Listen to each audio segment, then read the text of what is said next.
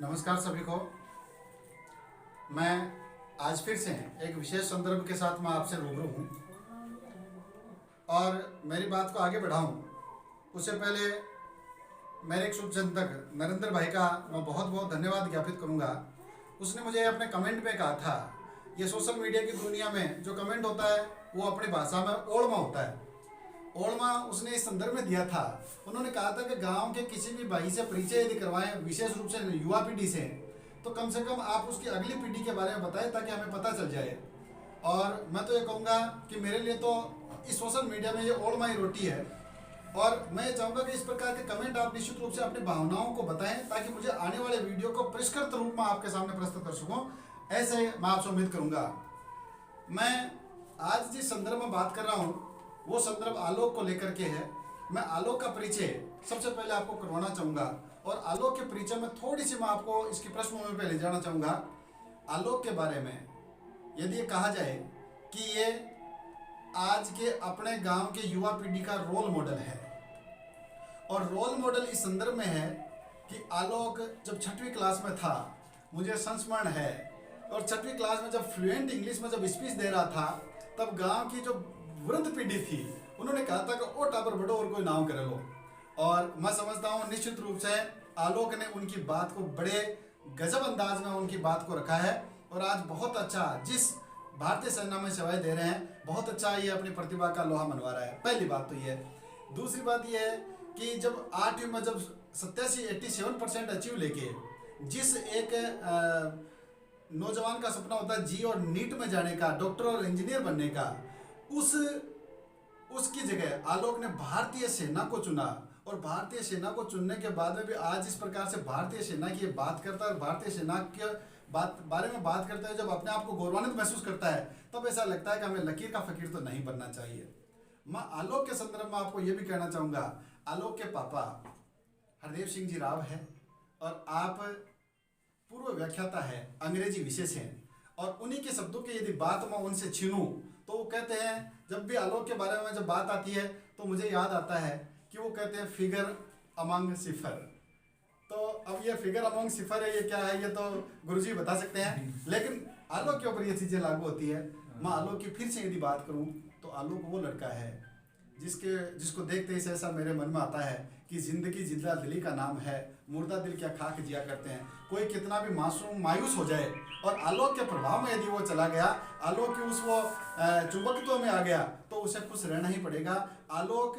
और मायूसी दोनों एक जगह नहीं रह सकते। इसलिए मैं कहता हूँ कि जिंदगी जिंदा दिली का नाम है और ये बातें आलोक पे लागू होती है। एक चीज़ ये है कि जिस काम का ये बेड़ा उठा रहा है, मैं समझता हूँ कि जिस काम का बेड़ा आलोक उठाए और वो काम चरम पे नहीं पहुंचे, ऐसा नहीं हो सकता। और इसीलिए मैं कहता हूँ आलोक वो पारस पत्थर है जो जिस चीज़ को छूता है सोना बन जाता है। और आज मैं किस संदर्भ में लेकर आलोक से आपसे मुखातिब हूँ वो आपको आगे आलोक बताने जा रहा है। आलोक,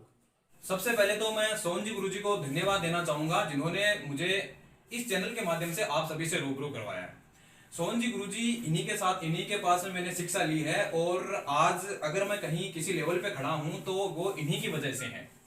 क्योंकि जब हम बचपन में स्कूल में जाते थे तो जिस तरीके से हम इनको देखते थे आगे खड़े होकर, ये हमें अच्छी अच्छी बातें बताते थे, हमें अच्छा ज्ञान देते थे देश के प्रति, समाज के प्रति। हमारा नए सिर्फ हमें शिक्षा देते थे, लेकिन हमारा देश और समाज के प्रति हमारा क्या रुझान रहना चाहिए, हमारा देश और समाज के प्रति क्या कर्तव्य रहना चाहिए, वो हमें सोहन जी सर गुरुजी जो हमारे हैं ये हमें बताते थे।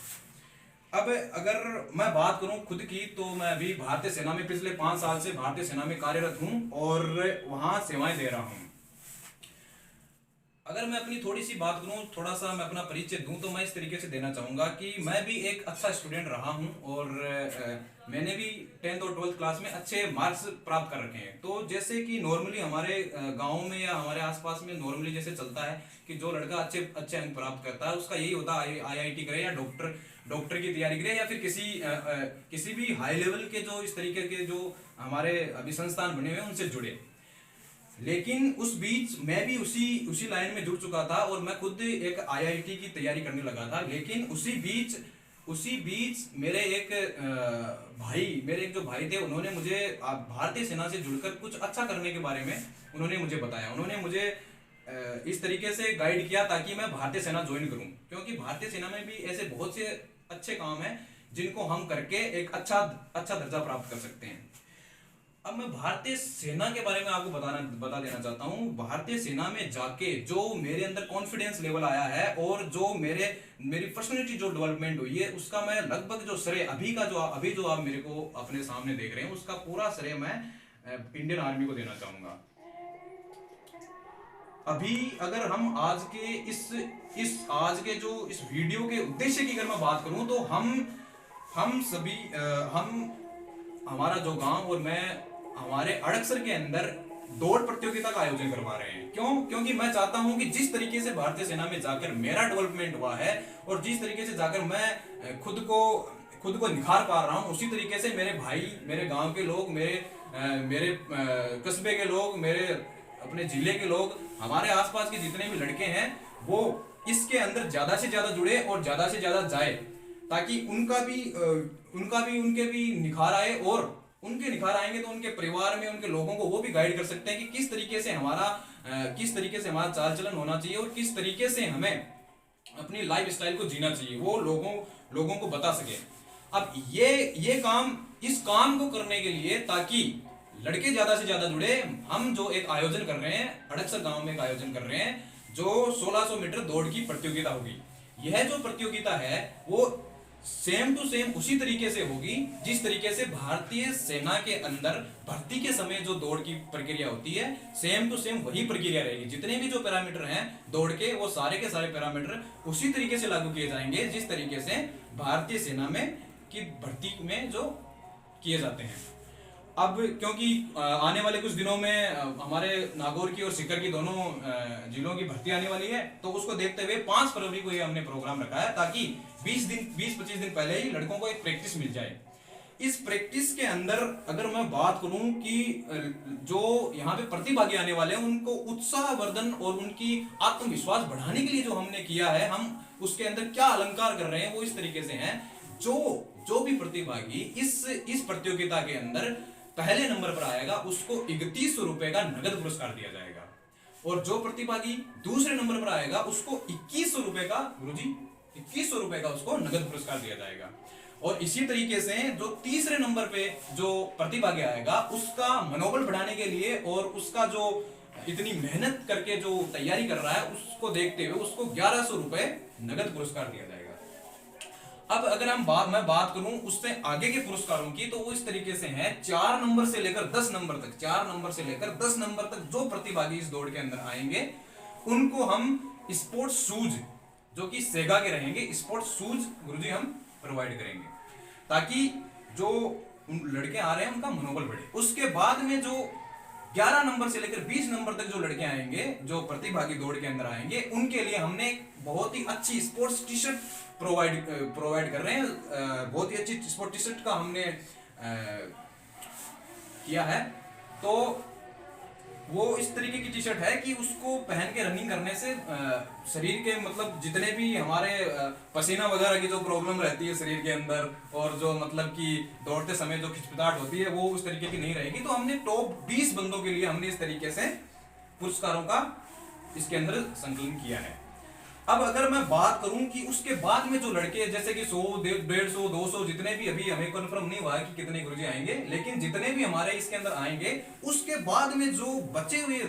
20 के बाद 20 है, वो भी इन्हीं में सम्मिलित है, उनको भी गाइडलाइन मिलेगी। लेकिन उसके बाद में जो उसके आगे के जो जितने भी प्रतिभागी हैं, उनके लिए फायदा ये रहेगा कि हमारे पास में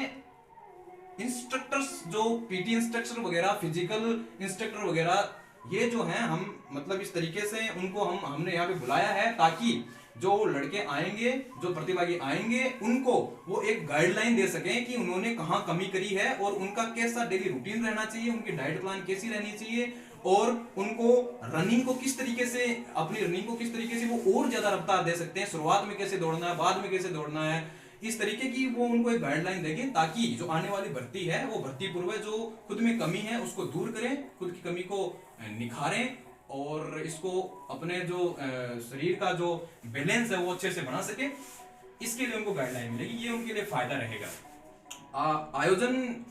पूरी पूरी आशा है कि आयोजन बहुत ही अच्छा रहेगा। और जिन भी व्यूवर्स के बीच में जो हमारे गुरुजी का चैनल है ये पहुंच रहा है, वो इसको अपनी तरफ से फैला सकते हैं, क्योंकि एक हमारे देश के जो नौजवान हैं, जो युवा है, उनके लिए ये है, ताकि हमारे देश को अच्छे सैनिक मिले और अच्छे हमारे देश के रक्षक मिले। इसलिए हम सबने मिलकर ये प्रोग्राम किया है।